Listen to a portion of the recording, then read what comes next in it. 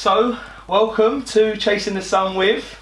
Welcome, Nathan Khider. Thank you very much. How are you, sir? Yeah, very good. Pleasure to be here. Have you watched many of the podcasts yet? You know what to expect from today? I've watched a few of them. They're really good. So, do I know what to expect? Yeah, a little bit. Yeah. A little bit. Yeah. Cool. Nervous about some of the questions. Are you? Nah, I'm not. No, I'm not. Cool. So I guess we should do a little bit of background. How we know each other. My wife and your wife are friends, Yeah. and I guess from your wife I started following you, and then I think you started following me on Instagram primarily, and I kind of you were one of those people I've really maybe adoration, admired. Really respect your work ethic, and as I said before we came on, you've got a finger in a lot of pies. Yeah. Is that fair to say? Yeah. Good. So I guess we should start by saying, where should we start? So entrepreneurship is probably the buzzword that everyone uses, but how are you at using that word? Okay. Are you more a business owner, or how do you see yourself? Do you know what? I just see it as ultimately I'm just trying to get to where I want to get to. People call it entrepreneurship, people call it a business owner, people call it, I don't know, I could be winging it all the time, but ultimately it's just I'm just getting to where I need to get to. You can give me a title of whatever you like. I don't care. I just need to get to where I want to get to. Cool. So I sold you as a serial entrepreneur. You have how many companies? Four companies. So we've got, Zest. Yeah. Thank you so much for my third water bottle. I keep losing them. But Zest, I'm really impressed as well. And what I wanted to talk about, I'm not sure if you have one, maybe on your keys, is the reusable straws. Yeah, so I think that's such a cool idea. So the reusable. So basically, what happened was we come up with the bottles. So the bottles is not new. So no. I own PT Workspace, as you know. So we'll go into PT Workspace shortly. But so Zest came from PT Workspace. So I was walking around the gym, and all I'd see was just empty cups everywhere. And one, it was annoying picking them all up. But secondly, it's like such a waste of plastic. Yeah. And it wasn't long before that I'd just seen a video of the turtle with the straw stuck in its nose. Yeah. And all the pollution in the sea, and I thought, oh my god, like something must be done. Yeah. So if I can make a small difference, that I'm happy. Do you know what I mean? Like it's sort of like self-fulfillment in a way, but helping the planet at the same time. Right. Fantastic. So we're walking around the gym, all these empty cups. I thought I've got to do something about this. So I thought, let's get rid of all the cups in the gym. And I thought, look, why can't I just create another bottle? And there are other bottles out there that do really well, but none of them focus on actually saving the planet. They all look like they just want to sell bottles and make them look quite cool. Yeah. That's fine, but my point of it wasn't just to make money, and it's not to make money, it was actually just to help the planet. Yeah. So we came up with Zest. My colleague Vincent, great guy, he's a digital marketer, really, really good at what he does. I know nothing about logistics, so anything getting something from China to an Amazon warehouse, I don't know. Yeah. And that's why it's really important to have people around you that are good at what they do. Yeah. But Zest is sort of an e-commerce, saving the planet sort of brand, and that's what we're trying to do. So it's not all about the money, it's all about giving back. Yeah. And that comes across actually. But if anyone who wants to go and follow him, it's Zest London, is it LDN? Yes, Zest LDN. And this, as I said, this is my third water bottle. Nathan kindly gifted one to me when he first launched the company. I had a black one. And I since lost that, and then but I did start to use it because I really thought, you know what, there's no point in me having it. I started taking it to the gym, but of course it's the last thing to go into my bag, which quite easily falls out. So I'm really grateful. So I'm going to leave this one here as a part of the set, just to say one that you visited. You're welcome. But yeah, so that was how Zest came along. How did you get from the bottles to the straws? Okay, so one night my wife and I were chatting, and I was like, look, we should always think about other products as well. Yeah. And the next thing is straws. So she said, why don't you just come up with a straw? So we started looking for different types of straws, and we saw a manufacturer that makes the stainless steel foldable straws. Yeah. So that is something we want to bring. At the moment now, we're looking to try and change our manufacturers. I think if people want to try and be green and eco-friendly and help the planet, don't make your stuff in China. No. And you need to start making it more of a sustainable sort of business, and it needs to be more eco-friendly. Yeah. So that's our next step. So we've actually stopped selling on Amazon just for the time being. So we're still advertised and we still became one of the best sellers. But we just want to hold off until we've got our new bottles out. Yeah. And once the new bottles are out, I can then make the new straws. Yeah. And how are you doing against the competition? Because there are, as you've identified, there are a lot of other people doing it. I think Chili Billies is probably a market leader and the most recognisable. Yeah.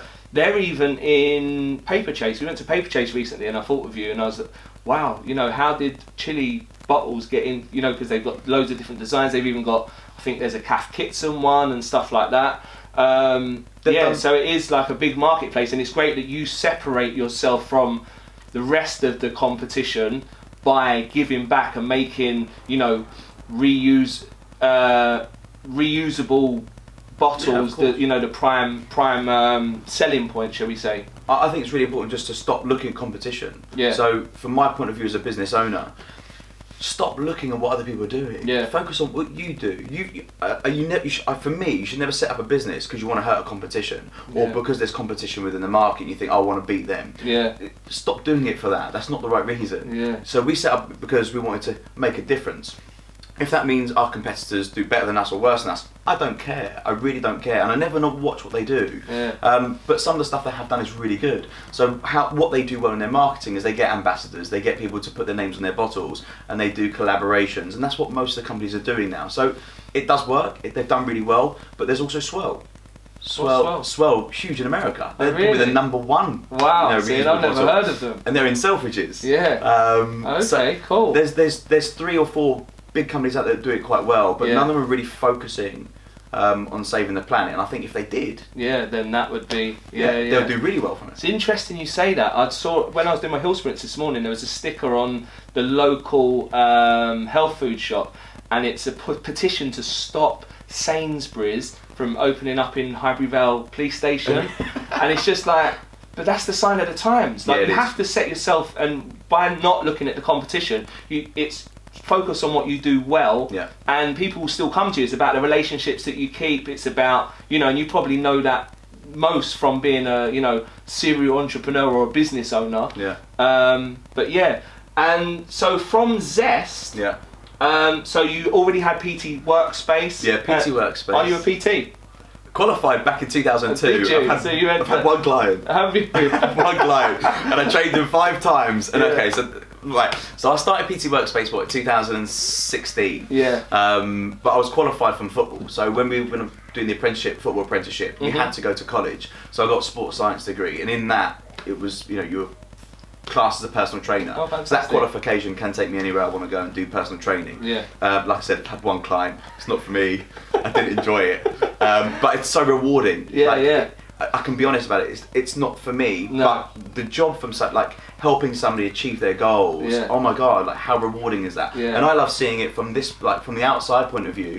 But physically doing it, I don't enjoy it. No. So where did the idea for PT? So I guess we should do a little bit of background. What is PT Workspace, and how does it work, and where did the idea come from? Okay, so I've been working in property since I was 17.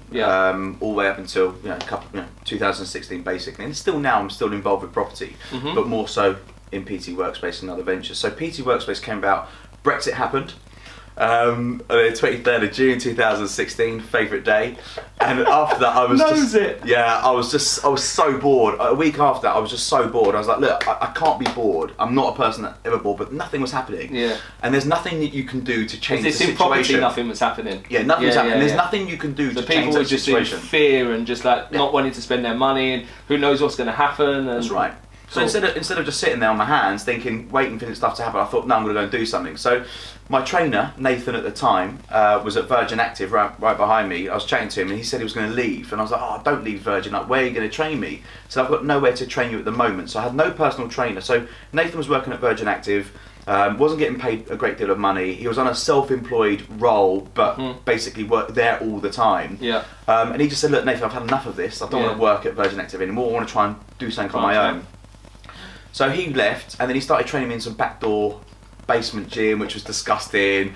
It wasn't nice, and paying £75 an hour. Wow. You expect something back, Yeah. like a decent environment. Of course. And I just said, mate, there must be something. That's a month's worth in his little in the gym. Yeah. And So that's fairly decent. it's very good. Actually. Yeah. It's really, But ultimately, I said, Nathan, there must be something better than this. This is not cool.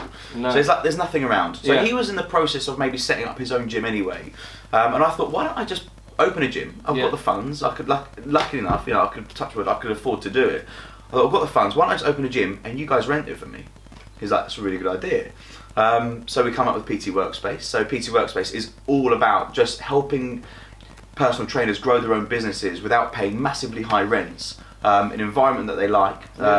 They can come and go as they please. They buy small packs of sessions. Yeah. So they've got full autonomy over their business. Yeah. And how much is that an hour compared to the 75 for a car seat? So the trainers pay £10 an hour Wow. to rent the space. So £10 to £20 an hour, depending on which pack they buy. Yeah. But their client still pays them whatever they want. So they can charge their clients between £50 and £100 an hour, but all they have to pay is minimum £10 rent. That's amazing. It's really good. So it means that the PT can grow their business without worrying about pay rents or where they're going to get their clients from. So now they can really focus on their own business. I didn't realise it was as economical as that. I'll have to let some of my personal trainer friends know, because they pay exorbitant rates at other places that aren't very good. They do. People pay massive rents. Like some of the trainers that come into us, I won't say the names of the gyms, but some of the trainers come into us and say they're paying £1,500 a month rent. Wow. If they've got 3 or 4 clients for the month, or they're doing 10, it doesn't pay for it. Yeah. They're losing money. And it's not sustainable, and businesses have to be sustainable. Of course. So again, you solve somebody's problem, man. That's what it's all about. I think. Look, I think in business, if you're going to, if you want to talk about business, definitely. If people want to go down the business route, you need to solve a problem. There's so many problems out there. People are like, I don't know what to do. And I'm like, mate, there's millions of problems out there. You just need to find a solution. Once you found a solution, you're done. Yeah. And even if you've got something similar and there's competition, doesn't matter. There's always a marketplace for you. There's always place for your business to grow. You just got to work. That's it. So from PT Workspace comes FitFinder. Yeah. So tell me about FitFinder. What is that, and how does it tie into what we're doing? Zest. Of course. It doesn't really tie into Zest at all. No. But it ties into PT. It ties into PT Workspace, and PT Workspace ties into Zest. Exactly. Yeah. So FitFinder came where. So we rent space to personal trainers, and there's lots and lots of gyms in the area, around the country, all over the world, wherever it might be. There's lots of empty spaces where people have got a personal training studio and it's empty during the day, and they want to rent it out. There are thousands and thousands of personal trainers that want to rent space. So instead of us trying to scale up as quickly as possible, trying to get 10 sites by the end of this year, beginning of next. Why don't we just have a marketplace where people can advertise their space to rent it? Yeah. So if you've got a gym, you've got a personal trainer, all these personal trainers looking to grow their own businesses, they open up a studio and then they realise they've got no PTs in there. So they've got their own clients, but they've got loads of empty space. Amazing. So they can advertise their space. It's the Airbnb of personal training space. Amazing. But also health spaces. So if you want to rent a class, if you want to rent a tennis court, if you want to rent a massage therapy room. So there's loads of, it's all about health marketplace. Yeah. Oh, so it's not just about PT, is it? No, it's not. No, it's amazing. It's a marketplace for the health industry. And there's nothing out there at the moment. I was going to say, is there anybody else doing that? Is there any? No.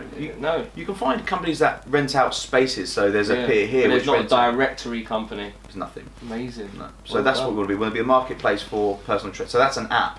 Yeah. Which is going to be launched. We were supposed to launch it in March last month, but we're looking for the right investors.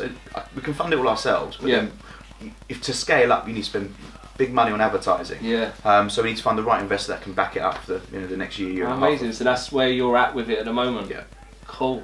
And so I guess we'll talk a little bit about your backstory as well, because reading your website, you were homeless at some point. How did that come about, and so how did you come back from that? Yeah, so that was really like, oh my god, really? I never would have said that you were ever homeless, man. Yeah, well, yeah, but you were saying it can happen to anyone. Never judge, man. Or just if you are going to judge, just be aware that you're judging. Yeah. But so when I finished playing football, the club said I weren't good enough. I said it on my website that the club said you're just not good enough. I was pretty down about it. Dad said, listen, you need to go get a job, mate. Yeah. Football's great and you're a good footballer, but if you don't make it, you need to find yourself a job. Yeah. So I started working for a property company called Foxtons. Did really well. made some great money. I thought, you know what, I can do something else with this as well. Because people kept saying, Nathan, you're really good at finding the stuff that I want. Yeah. I'd be happy to pay you to find me something instead of me going to all the agents. So my first job was Click Homes. And Click Homes was, 2003, the internet times, it was quite, I thought, revolutionary. Yeah. So I had a pocket of clients that just said, Nathan, I want to buy this, I want to buy that. So they would pay me a fee to go and find it for them. And I was chasing money. All I cared about was money. All of a sudden, a year and a half later, you start spending money you haven't earned yet, or deals haven't gone through, or buyers change their minds, or whatever it might be, and you spent that money you haven't earned. It's a slippery slope. Yeah. And all of a sudden, from having 2 flats, 3 cars, plenty of cash in my pocket, out 7 nights a week, tables here, it was the proper bachelor lifestyle. It was, I had a flat on the Thames. It was crazy. Amazing. And all of a sudden, then to living in the YMCA. And that happened purely because I was just spending money that I didn't have. Yeah. So I didn't live within my means, or I didn't have the money that had come through yet. Yeah. All of a sudden, the bank's like, look, you need to pay the mortgage. Car's like, you need to pay your car finance. Haven't got it. Lived in so then I was actually homeless because the YMCA won't allow you to go there unless you sign on job seekers allowance. Wow. I was like, what's job seekers allowance? Yeah. Like, what are you talking about? So naive and so Yeah. stupid. Like, I'm never gonna be homeless. I've got too much money. Just an arrogant twat. Yeah. Just complete idiot in that time of my life. Mm. And all of a sudden, I'm in the YMCA. I'm there for 6 months, and when I got into there, it was a reality shock. Like, it was a pure. I could have asked for help, and that's what I should have done, but I didn't, because I was too proud, and I didn't want anyone to know that I'd failed. Yeah. Who's that, like parents and friends? Everyone. Really. And the social network that you have. So believe it or not, your social friends change depending on. This is really sad, but it's true. Like, this is what happens when your social circumstances change with different friends. So you earn a bit of money, you get a bit of the car, you get a different friend. You go into different circles, and all of a sudden you mix with the wrong circles. I end up with nothing. No one calls you. Really. No one calls you. So you know who your mates are. Yeah. Everyone wants the nice life. So when I got into the YMCA, there's a massive culture shock for me, and I was like, look, I don't want to ask for help because I feel like I've got no one to ask. Yeah. I didn't want to ask my parents because I didn't want to feel like I failed. Because all through my life as a child, it was like, you're never going to do well, unless you do well at school. Yeah. It was so hard, they all wanted me to do well at school. I'm not an academic. No. I can't read a book. Yeah. So got into the YMCA, and it was like, wow, I need to make a plan. How am I going to get out of this? So I made a plan, I set a deadline, and I just worked to it every single day. The first thing was got myself mentally well and healthy. Yeah. So I trained every day in the gym. I had that ritual which most people sort of live by, where they wake up at a certain time, they wake up early, they plan their day, they get on with it, and they sort of get to where they want to get to. Yeah. And I had that at that stage. And it worked for me at the time. Yeah. And it was good, and I got out of there within 6 months. Hard work, it was pretty scary. Yeah. Wasn't nice living there. The neighbours are crazy. Where was it? The one up in North London, Watford. Oh, Watford. Yeah, wow. and I called them the other day. Oh, really? Because I want to try and get someone in. I want to understand their journey, how they got there, how they, and I want to sort of share their stories on my podcast as well. Yeah. So it was a tough time in my life, but so glad it happened. Yeah. Like, it's a big character building, right? Oh my god! Like, if you haven't hit rock bottom, like that lesson is the biggest lesson I've learned. Yeah. Like, without that, I don't think I would have achieved half as much as you wouldn't have the guts to do what I want to do. Amazing. So it does put you in a place, makes you appreciate everything, be grateful for what you've got. Yeah. Good times. Good times. So I've had good times. I've had some bad times, but those bad times, I look back at them and go, I love it. But there was one time, Jamie, where I was I would never tell anyone about it. Still, some of my family don't know. Really? They don't truly know what happened, which is fine. Of course. Yeah. Unless they want to ask me about it openly, I don't need to tell them. My friends know, of course, but I didn't openly tell everyone about it. Yeah. And it was only the other day when my website came up. My little brother was like, "Are you homeless?" I was like, "Yeah." I was like, "You'd never notice though, would you?" No. He's like, "No." I was like, "Look, just get your mind mentally right. Everything's achievable." Like, genuinely. That's great, man. And in those times you said you had the ritual and stuff. Did you do any like personal development, or is it no? I don't know what it was. No. It wasn't easy to find. Like now you go on YouTube, Instagram, you see these mentors, and I think that would have been a massive help. And that's the thing. Like people don't know where to look for help. Yeah. And back then it was so hard because we didn't really have the iPhone to go to and go, just look at whoever, Tony Robbins, and get a bit of inspiration for the morning. But now it's all accessible on your phone, so there's no excuses now to look for help or to find inspiration. Yeah. And talking about your podcast, so you, so when are you going live with it? Friday, the 12th. Friday, amazing. And what's it going to be called? Nathan K Gingerbeard Podcasts. Amazing. So it's recorded. So it's it's very similar sort of setup to this. So it's all about how it all started. Was people were saying, "How have you done it? Like how did you get into all these businesses? How did you do it?" And I just thought, you know what? I wasn't bored of asking the questions. It was like I don't have the time to go through it all, and I don't have all the answers. Like genuinely, sometimes you wing it. And there's all these people that say, oh, "This is how you do it." It's nonsense. Like sometimes it just happens. You create your own luck by working your ass off. It doesn't just not come sit on your lap and go, "Take me." I genuinely believe that. Genuinely, it comes through hard graft, mate. Like just I don't mean hard graft like, you know, from 6 in the morning to 12 o'clock at night. I'm just talking about like you put all your passion, your energy and your heart into it. Yeah. People used to talk about these long hours. It's nonsense, mate. Yeah. Because if you don't sleep, that's no good for you. Yeah. But you put everything you've got into something, you believe in it, that's hard graft. So yeah, it launches next week, and I didn't have all the answers to the questions, so I thought, you know what, I'm going to start asking people. Yeah. And somebody said, well, why don't you just interview it, like record it, and then you can share that. And then somebody was like, well, why don't you just film it? I was like, well, why don't you just get a studio? Or why don't you just put some lighting? And all of a sudden, now I've got a studio being done. You know, it started off as an office, and now it's going to turn into a studio. So really excited. Yeah. And it looks lovely as well, man. So like it's really coming on. I'm really excited to see what it looks like. Yeah. Yeah. It should be good. I've got some, you know, some cool like little bits and pieces to go in there. The only thing I have no idea about is cameras, lighting, audio. I've just been asking everyone as much as I possibly can. But something I wouldn't have done 15 years ago was ask. Try to do it on my own because I think I know everything. Yeah, you called me the other day and was like, oh, you know, mate. You know, I'll feed off everybody. If I know someone, man, that's what you've got to do. Yeah, 100%. So if anyone's out there and they're like, what should I do? Ask for help. Yeah. And last night was touching, really touching. My wife was like, wow, that's amazing. Somebody sent a request through on my website saying, can you help me? So I replied back saying, what does it you need help with? She's got a condiment. Which has had award-winning, but she kept saying she keeps hitting walls. Yeah. She's just asked for help. Yeah. I just said, look, we'll arrange a time for Monday to have a chat. Oh, amazing. And we'll go through it. But I want to help people grow their businesses. Like genuinely, that's what it's all about. Yeah. So if you've got a business, you're stuck somewhere, you're in a rut, trying to find happiness, whatever it might be. It's not just about making money. No. It's about finding that true happiness. Yeah, and that's come across actually. All of the business you've spoke about today. Has been about solving people's problems, and you know, even PT Workspace, you know, for 10 or 20 pounds an hour is a bargain compared to the market. Do you know what I mean? So you are genuinely helping people, you know, further their business. You know, and I'm supposed to be studying for my PT studies, but all of this has taken precedent, and I need to kind of knuckle down and do that. But if in the event I do, I know where to come now. Do you know what I mean? Or FitFinder. Yeah, exactly. You know, so FitFinder allows people to grow their businesses all around the country or wherever. So if they move location, for whatever reason, national to the UK? It will be all over the world. That's the whole point. So we're trying to do the intellectual property or the trademark for US as well. Yeah.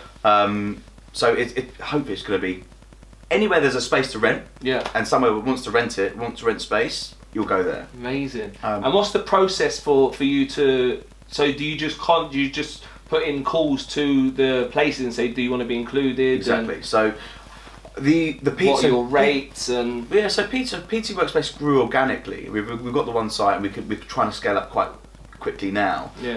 Was it PT Workspace? You're saying you're planning to have 10 by the end of the year. End of this year. Amazing. End of this year. Beginning. Wow, that is a big feat, man. Yeah. Well, it's possible. It depends who you collaborate with and partner up with. But we've got in big talks with some big companies at the moment that are looking to try and merge with us. I think they've seen the culture and they've seen what we're trying to do. I think they want to be part of that, and we can also help service their buildings as well. It's great branding as well. I went to a similar place moving last Saturday. I was really impressed with their branding and equally as slick and sleek as yours, man. Yeah, and it really comes across in all of the content that you shoot.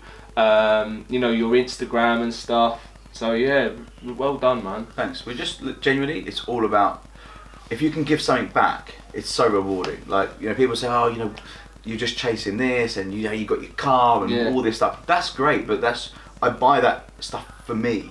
Like, I don't buy it because I want to impress anybody else, like I used to. Like, I I'd buy a car to impress somebody. I'd buy a watch to impress somebody. Like, yeah, look, and all of a sudden it was meaningless. Genuinely, and then they'll be like, yeah, okay, so what? And for that instant sort of recognition, or like, oh, he's done well, that was what's fueling the fire. And all that burns out quite quickly. So all of a sudden it's all about me. Like, I buy it for me, not for you, and that sounds selfish, but no. But that's what it's. Yeah, it's about accomplishment. It's about achievement. It's, you know. If I can get what I want and be happy, I can help other people be happy. Yeah. But I can't if I'm trying to be selfish and I want people to look at me and go, oh, he's great. I don't want that. No. I want to be happy myself and be totally content, so I can actually pass on people that do need help. Yeah. Because there are millions of people out there that just want help, don't know how to ask for it, and all it's just a tiny tweak. Nothing major, just a small change. This is the thing, we have everything that we need, and sometimes it just takes by reaching out to somebody else and just connecting with them that you realise, that's what it is, just by like a little suggestion, and they help you kind of almost like reframe it, and then you can go on and say, I know all this stuff all the time, do you know what I mean? Well, how many times you watch Gary Vee, Tony Robbins, Simon Sinek, and I get it now. Yeah. Because they just break it down into a really simple formula and you go, it makes sense. Yeah. So, you know, again, I see these young entrepreneurs, serial entrepreneurs, and they're all like giving it all the big and on Instagram. Like, how'd you do it? And they never refer to any of where they've got inspiration. No. They think it all came... my course. Sign up to my where my did webinar. You get it from? And it's like, that's great. And you do what you want to do, but share your content. So share where you got your inspiration from. Share where you got your why, your how, your what from. We all know Simon Sinek. You know, your Gary Vee. Like, I saw Gary Vee last year. I thought, this guy's great. Yeah. But you do realise after time it's quite repetitive. Oh, 100%. It's the same stuff over and over again. But it is. And this is the thing. So when I went to see him in London, and it was like, you know, I'm not going to tell you anything that you don't already know. If you're a fan of me already, I'm just going to tell you what I've told you for the last, 3 years. Yeah. And it is. And it was like, if you haven't sorted out Facebook ads and Instagram ads, you need to get up and leave now, and you need to go and find out how to do it. Yeah, like, that is how you're going to get your business forward. Because it's so cheap. Yeah. Like you said, like he does say, like, it's going to cost you a fortune in the future. So you take that advice on board, and then people say, well, Nathan, why are you doing that? Because Gary Vee once upon a time said, but you need to share your content. Like, you need to share where you got little bits and pieces from, so they can help. If you genuinely want to help people, all this course, and if it's all about you, you're never going to tell them. No. But if you want to help people genuinely, you say, go listen to him. Yeah. Like, he'll break it down for you, because I'm quite simple myself, so I need someone to break it down as if I'm like a 3-year-old kid. Right? Genuinely. I'm pretty simple, so I need people to break it down for me in simple words. I can't read books. I'm totally dyslexic. Oh, really? Yeah, can't read. Amazing. Where does the drive come from? Is it something that's been in you from, early at school? Were you naturally, did you have that entrepreneurial spirit? All right. So, when you hear people say, how did you all start? And they say, back when I was a kid, I used to sell biscuits and stuff. Yeah, well, basically, I used to steal biscuits from my house and sell them at school. But I don't think you're doing it for, like, you weren't doing it because you wanted to make loads of money. Yeah. I think I enjoyed the change or the deal from a young age. The transaction. Yeah, I think I enjoyed that. And looking back at it, I thought, look what I used to do. Yeah. Like, I actually used to sell stuff. Yeah, so did I. So my do you know what I mean? So your parents would go to like Costco's or wherever it was, and then take like loads of biscuits. I'd put them all in my backpack in the morning, take them to school. Remember, I'd eat half of them because I'm a chocoholic. Yeah. But my mate's like, oh no, 20p, 10p. They're probably worth more than that. But yeah, so that seems to be a recurring theme, is usually sweets or whatever we can get our hands on, whilst we're at school. I know video games was a massive one for me. Mortal Kombat and Street Fighter. What, you sold them? Yeah. Did you? Yeah, like Street Fighter and on the SNES. Oh my god, back in the SNES. Day. Well, how old are you? I'm 37, I think. Okay, so you would have. What about Master System? Alex Shinobi World. Oh, that was good. Amazing. It was a duck game as well. Duck Hunt. Amazing. So these shooting games have been around a long time. They have. Yeah, if you think your kids are bad, go back to the Master System. That's where it all started. It was a great time. Do you remember the Commodore 64? Yeah, I had You put the tape in. Yeah. My brother had that. I had the cartridges though, Commodore 64. There was a cartridge one, and there was a disc drive as well. Oh, nice. Yeah, my old man got me that. He was like bang on to computers from early. Yeah. So I always had like the Spectrum ZX, the Commodore 64. I remember Ghostbusters on that, and I was just like, I never left the house because I was obsessed with Ghostbusters. Where is it? Yeah, here and here. It's like that was like one of my Oh my god, who are you gonna call? Yeah, that was one of my early goals. I wanted to be a Ghostbuster, and then once I discovered ghosts weren't real, I was genuinely distraught. I was like, what am I going to do with my life? And I've been wondering ever since. Fair play to you. No, fair enough. But yeah, like back in the day, if you were selling stuff, I think that's where it does come from. But I think most kids did it, and I think sometimes. I don't know what it is, like some people do it for themselves. I think from a young age it comes from all about you, and that's totally normal. So if you are, I see loads of guys at football on a Monday and I go, they're like, Nate, you got a Porsche, Nate, you got like, yeah, fine, but why do you want a Porsche? Yeah. What do you guys want? I want a watch, I want this. I said, why do you want it? I don't know. I want to show off to my mates. I was like, just tell me honestly. Yeah, I just want to show off to my mates. I want to drive around town. They have no there's no purpose there, is there? But that's normal at that age, and you can't really take that away. But I think we do need to educate them that it's not the reason why. Like it's not about the end. That's not the end goal. Yeah. You know, to have just a nice car or a nice house. That's not what it is. Because I guarantee, if you gave them sort of 5-10 million quid, they would have no idea what to do with it. Yeah. I'll buy a house, I'll buy a car, and then what? Yeah. It's gonna last you 15 minutes. It's true. Like 100%. 10 million quid in this day and age. If you want to buy a decent house in London, you can buy a house like your dream house. 6.5. There you go. They bought it for 2.8. Oh my god. And within 4 years, it's gone up to 6.8 in London. Crazy, isn't it? Yeah. But they're happy in there. Yeah. They're not looking at the value now. No, they're just enjoying their house. Exactly. So I think you just gotta not do it for the money. It's got to be that freedom at the end. I think that's what it comes down to. It's like money is the byproduct of fulfilling somebody else's need. Yeah. Okay. So a really simple form of doing it is, if you want to be, if you want to live in this place and not have to go to work, what do you need in your lifestyle in order for that? How much does that cost? Then you break it down. What do I need to make that money? And to get to the place of where maybe it's where you want to wake up and enjoy your time with your family. Yeah. You want to go and cure poverty, or you want to go whatever you might want to do, or build schools or hospitals. Yeah. You need to. That's the why. That's why you're doing it, and that's what you believe in. And the money that is just to get to that. It's just a stepping stone. Yeah. It's just that ladder. But then you need to work out, how do I make that every day? What does that look like? How many phone calls do I need to make? How many posts do I need to make? Whatever it might be, just break it down. And that's what I want to try and help people do. So it's like working from the result backwards. Yeah, exactly. Then, so you start at the top and then you work down. You can't build your There's different about building foundations, but I'm talking about understand what it is, why it is, and then break it down of what it takes to get there, and then how it takes to get that, and so on and so forth. And then you start. It's easy to digest. Yeah. Cool. You mentioned 3 of the 4 businesses. What's the 4th? So you know Zest? Yes. Fit Finder. I'm going to try and do something where it's involved with charity. So it's not a business. And that's where Nathan K comes into. So it's going to be like a channel, as it were, like a school. It's not. No one knows about this yet. No one. Cool. Not even my wife. This is brand new. So I want to try and create a school where people can come and educate themselves for free of charge. So they don't pay. It's totally funded by either the government or by myself, or whatever it might be. So you can come and have an educational course.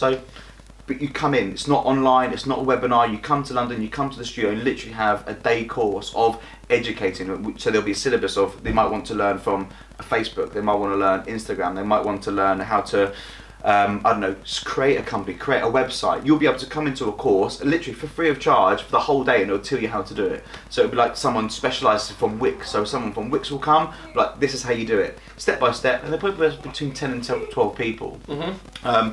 Will that turn into a business? Probably would turn into a business, and someone will say, well, you're going to make some money, but I probably will. But it's not why I'm doing it. No, of course. So get that. Again, that's the end product, just of fulfilling somebody else's need and helping others.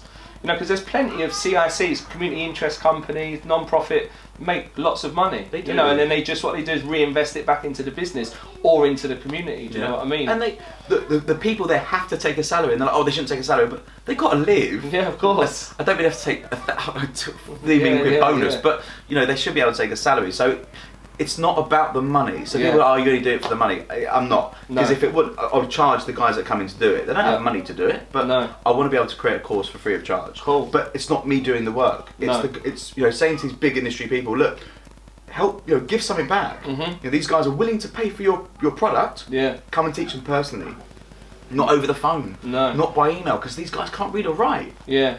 And so who's that aimed at? Who's going to be your target market? Anyone that needs support. Oh, okay, cool. Ideally, you don't want to just go for the younger people. You want to go for the people that just need the support. Yeah. Because there's some older people, especially business owners, have no social media, and that's a real gap in the market for younger people that can go into these older businesses and tout their, I know how to run it, and I can do content for you, etc., etc. Because there's so many older generation that don't know how to use social media to their advantage. Agreed.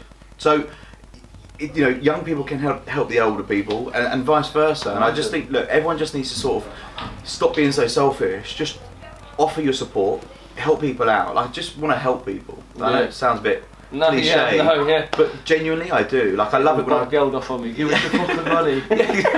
Exactly. I don't want a bit of that, mate. Could you imagine? I know. All of a sudden, I'm counting my cash and my. Sure, do you handed the guitar? No, Can you play, bro? No, can't play guitar. I can't play an instrument. You can play football, though. I can play football. Yeah. I'm not bad at football. Yeah. A bit tubby at the moment, but I can play football. Cool. But yeah. What do you like to do with your spare time? Football. I love playing football. That's my. Watch it, play it. Yeah. Okay. Do you see much of your wife? Okay, No. so I've always believed. If she comes to watch you play football. Do you know what it is though, Jamie? Right? Okay. So I've had girlfriends in the past, where it's like I can't watch football. You can't do this. Can't do that. I'm like, why did I do this? So I thought, you know what? From now on, from like 10 years ago, I'm set my stall out from day one. Yeah. Nathan, I watch football. Yeah. I watch Liverpool. If you don't like it, no problem. Yeah. Don't be with me. So my wife doesn't mind. So I can put any football on I like as long as I rub her feet. Oh, okay. So she gets a little massage. Yeah, that's it. So she sits there chilling. I rub her feet. I watch the football. Happy days. Amazing. But personally, I love playing football. That's my exercise. So I'm not really good in the gym. Yeah. I like playing football. I love spending time with my family, like Natasha You're not and the good dog. In the gym. You got a physique, man. Do you know what it is? At the moment, I'm making excuses not to go because I want to play as much football as I can. I'm trying to, if I can play sort of 2 or 3 times a week football, I'd rather do that than go to the gym right now. Because at some point my knees are going to give up. Yeah. And I can hear it every day now. My knees are getting worse, and all of a sudden it's going to go. You can't play. So I want to try and play as much as I can. Once I've stopped doing that, I'll probably do golf and more Is that gym something work. you've had from young, an injury, or is it just that's something that happens to all of us? I've always had niggles. It's just getting old. And imagine, I used to play football every single day. Wow. You do that for 15, 20 years, it has its toll. Yeah, it does. Yeah. And all of a sudden, every day I walk down the stairs now and you can hear it grinding. Really? Yeah, it's not cool. It doesn't hurt, but you know it's there. And that sort of then plays on your mind. Then all of a sudden you're going to get an injury and you're done.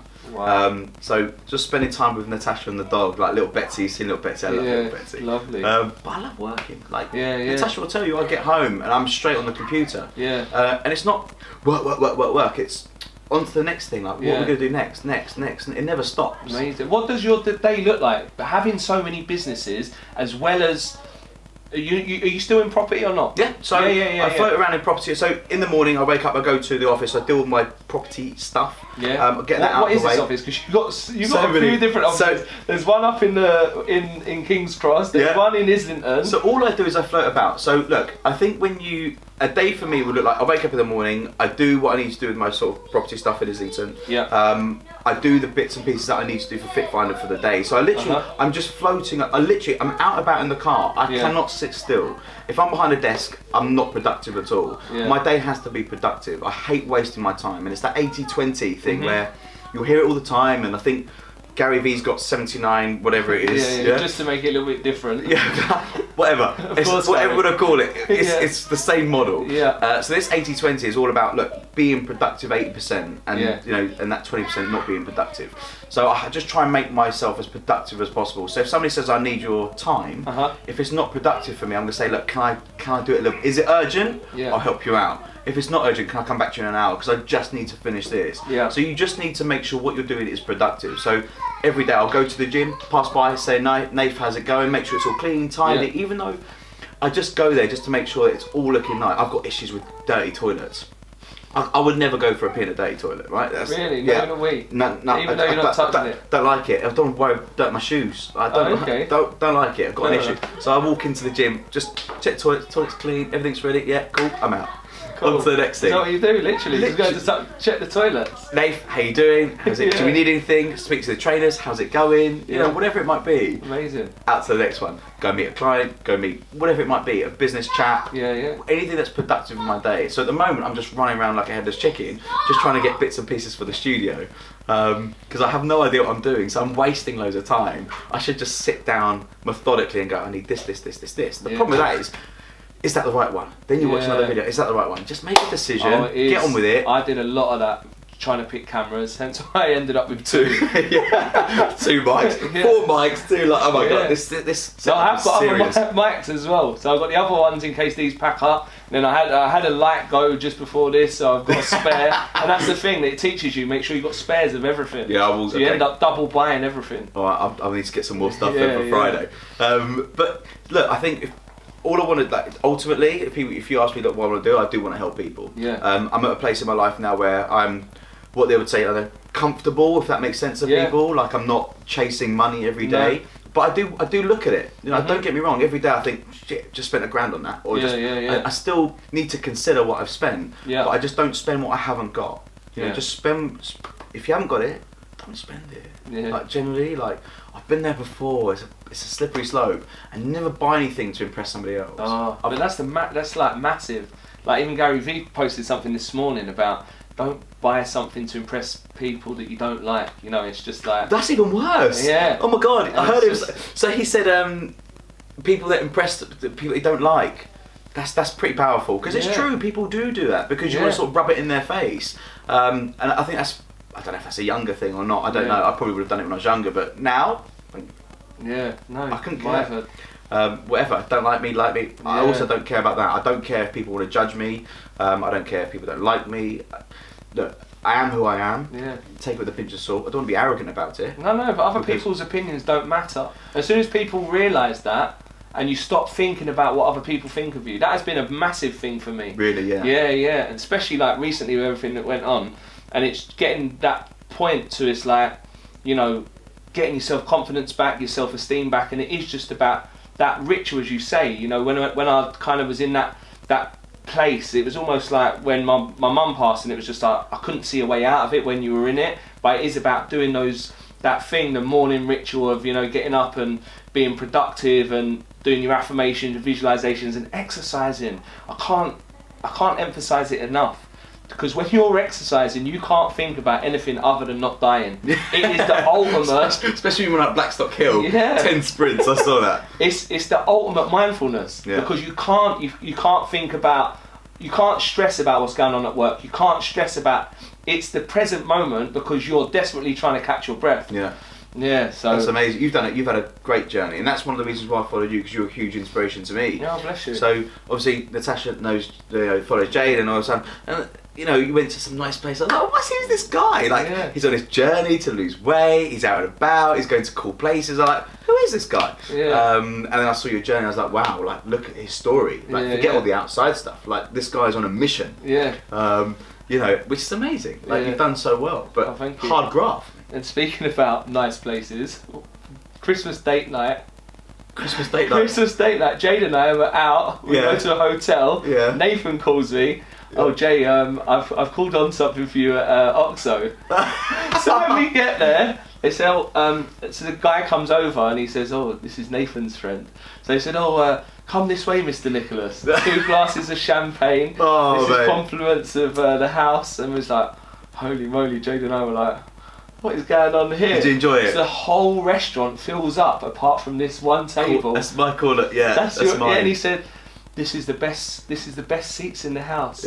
And this is Nathan's favourite, and he wanted you to enjoy this. Oh, amazing! Like, they're great guys. Thank you so much. You're very welcome. You're very welcome. It was a really, like, Jade and I came away thinking, holy moly, like, what just happened, you know? And we went for the what is it? Is it the Chateaubriand? Nice. That was all the trimmings on the side, mashed potato. It was lovely. It was really good. Yeah, it was a really good experience as well. We definitely want to go back. Well, let me know. Yeah, well, I'll have a nice table. No, I can't. I'll just I'll indirect you on the Insta, and I was we're gonna. Was it because I knew you were going there? Yeah, no, bless you. You know, look, it doesn't. It's no skin off my nose, but if it makes someone's experience nicer, then amazing. Like, you know, if you can, that's very kind. doesn't cost like it's. Hi mate, and again, I've been going there for years, and it's my favourite restaurant. Yeah.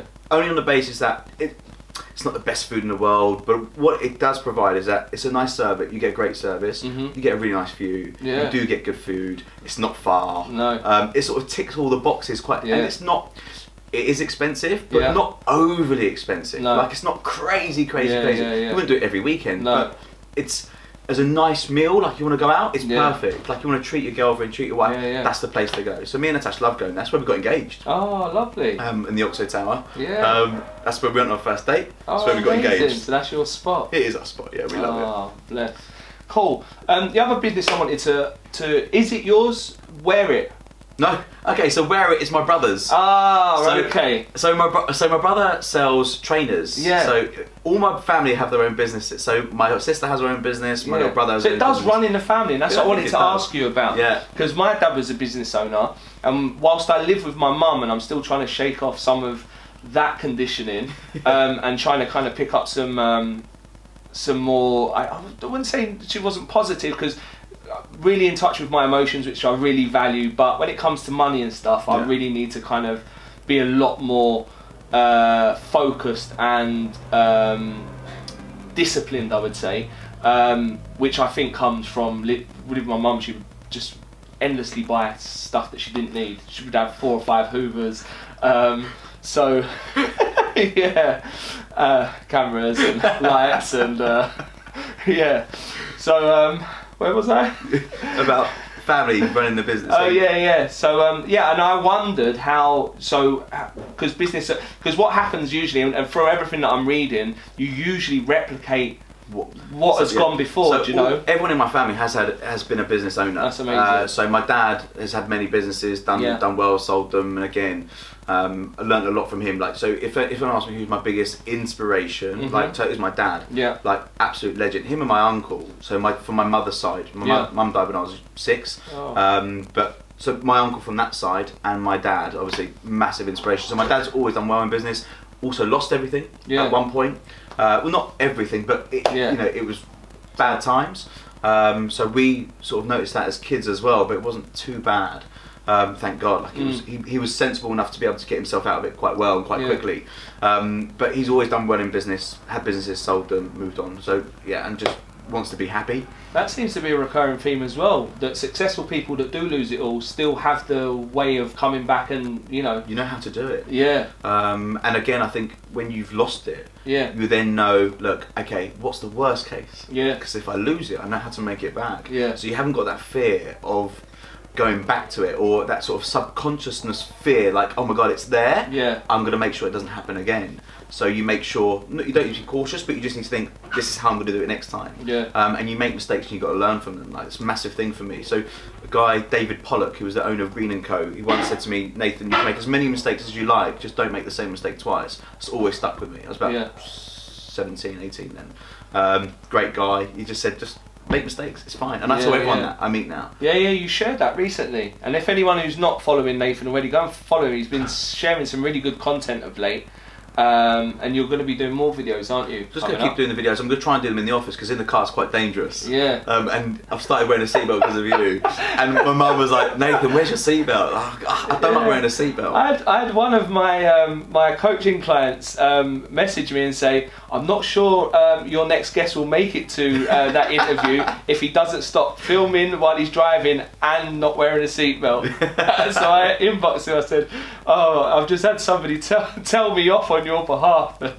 And sure enough, yesterday a seatbelt appeared. I don't like wearing a seatbelt. Before he gets reported. Well, my wife's like, you go to get in trouble by the police. I was like, of course. You know what someone...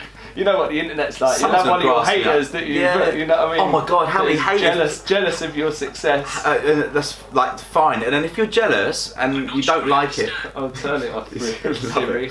If they're jealous, I want you to come and talk to me. Like, I want to understand why. Like, I've seen that before, and I've been to that site. It's a dark place. Yeah. Because when you start hating people that have done well, you're going to stay in a really. Oh, of course. You are not going to progress, my friend. So if you have an issue with me, 100%. Send me a message. If you want to take the mick out my ginger beard, if you want to have a little slanging match with me, it's cool. Like, absolutely message me and get it out. I've got no fear of that at all. I don't understand why people are like that though.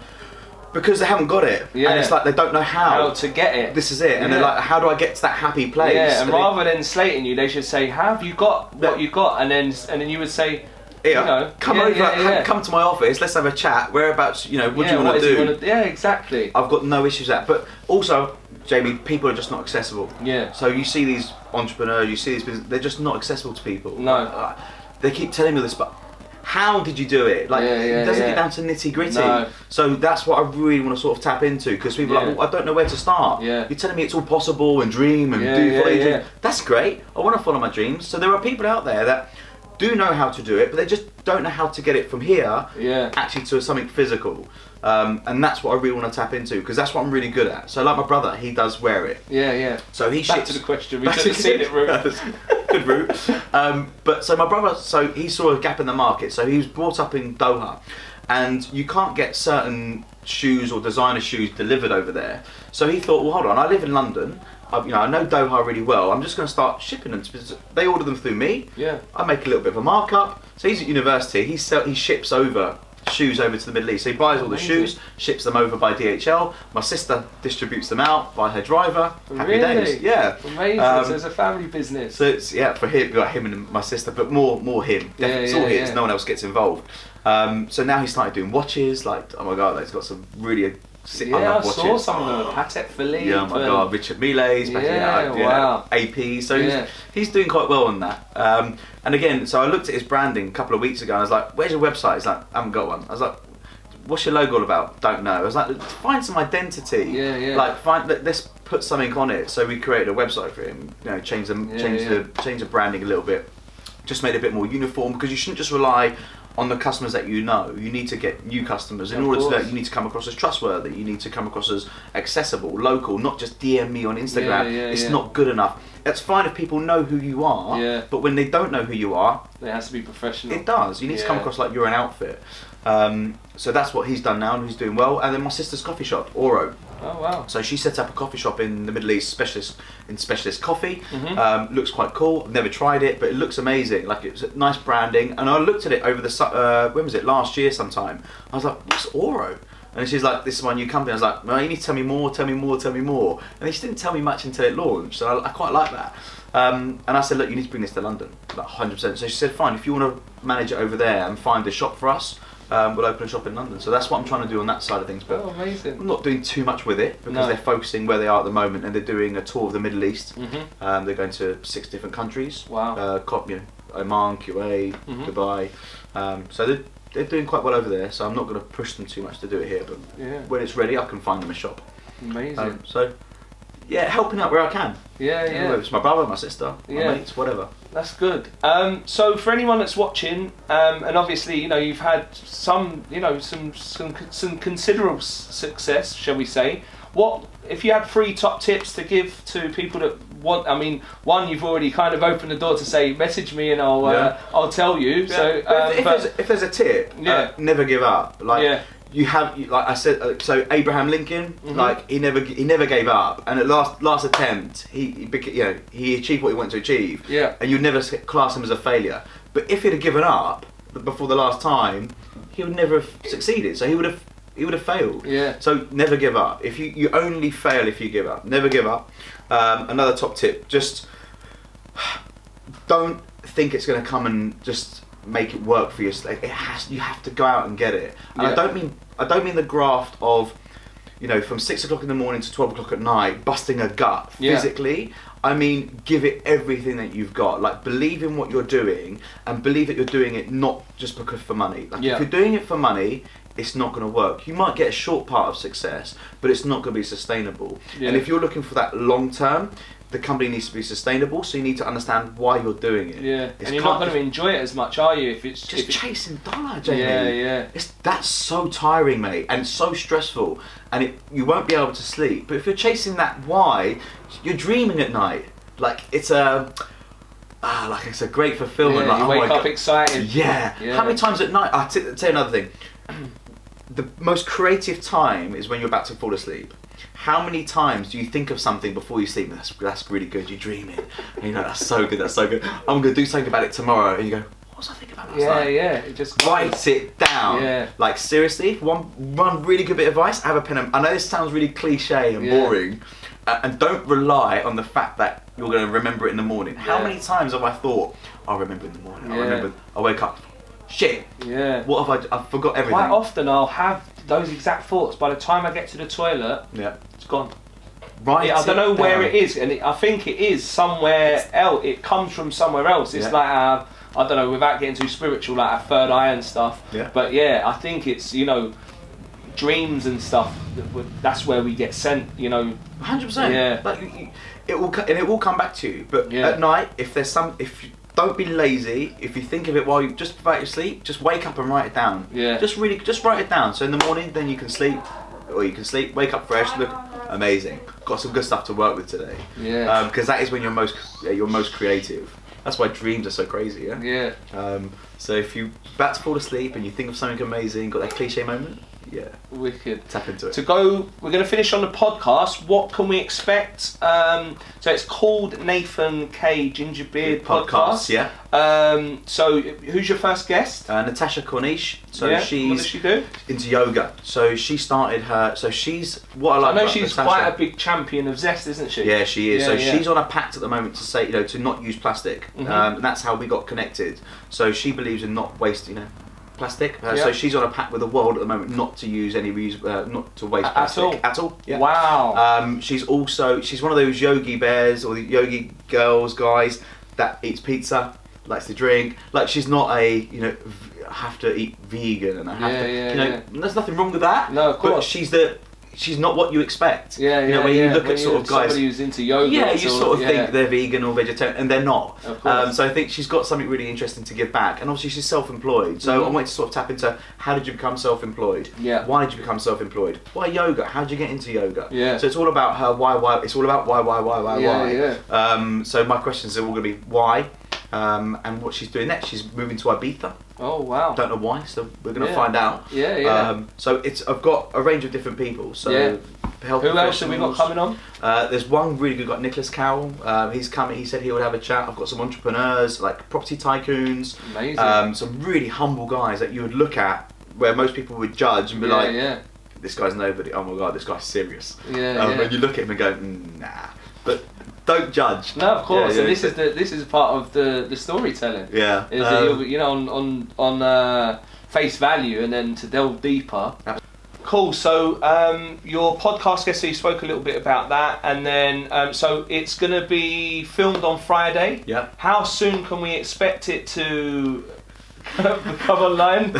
I'm not gonna lie. I don't know anything about editing films or audio, so it's probably going to take me about a week to sort of try and get something cut up and ready to go. I'm going to try and keep it as original as possible, and literally maybe not try. I'm just trying to keep it as raw, as honest. I want to try and get as much feedback from people as possible, good or bad. I don't care. I just want to hear it all. Of course. So I'm literally just trying to pump it out there and go, right, I want people to critique it and go, audio's not good, this is what you should do. So then I want people to slate it as much as possible. I like people slating. If people go, it's great, I'm not learning anything. No, so I want people to slate it and tell me exactly what's really bad with it, because that's where I'm going to learn and get better. So slate it as much as you like. Cool. So within a week or so, I hope. Bro, Sundays are the best day to put stuff out. That's when we have most days. So this will probably go out tomorrow. Fantastic. So it's going out on. So it's recorded Friday. Then it will take about a week. Yeah. Where can people find it? YouTube. Is it just going to be YouTube? You're going to do any audio stuff as well? Yeah, I might do, but I don't know how to. Again, I need to work out a channel on how to get there. So that's the stuff that. So discovering next week is going to be my discovering week. Not next week. The week after will be my discovering where I put it all. Yeah. So it will be audio and it will be Anchor on YouTube. Is what you want. Upload Anchor. it to Anchor. You can do it to all of them. That's what I do. There you go. So it's goes to Apple, it goes to Google Play, it goes to Stitcher, SoundCloud, all of the Anchor. Amazing. Anchor, yeah. Perfect. And in fact, you can literally record podcasts from your phone. It's as really? easy as that. Yeah. So for anyone, if anyone comes through your doors of your almost like a foundation, it sounds that you want to create, which is fantastic. That would be a really good tool. Yeah. Anchor. Cool. All right, so we're going to finish on. We already asked you, can you play, bro? No, you can't. You can play ball though. Yeah. So, quick fire questions. Oasis or Blur? Oasis. Beatles or the Stones? Beatles. Favourite song? Oh shit. Come on, everyone knows a Beatles song. Yellow Submarine. Oh no, okay, that's not bad. So I was talking about other than the Beatles. Oh, okay. Well, let's go with yeah, no, let's do favourite song ever. I would go with of the Beatles. No, of yours. Of ever. Oh my god. That's going to be the first dance, isn't it? I can tell. No, it's not. In case of eyes watching. Favourite tune ever. Oh my god. What's his name? I don't know any. So I'm really bad at musicians. Yeah. What's his name? Ocean Coliseum? No. No. Oh my god. It was. Do you remember Ash? Ash, yeah. Yeah, Girl from Mars. I still love okay. you, Girl from Mars. Do you remember that one? That one. That was all time. Don't know that one. Hey. Black or white? Black. Looks or personality? Personality. Spurs or Arsenal? Arsenal. City or United? Ah. Shit. City. Liverpool or Everton? Liverpool. New York or LA? New York. Gary V or Grant Cardone? Gary V. Positive or negative? Positive. Love or fear? Love. Peace or war? Peace. Love it. Nathan Khider, thank you so much. Pleasure. Thank you very much.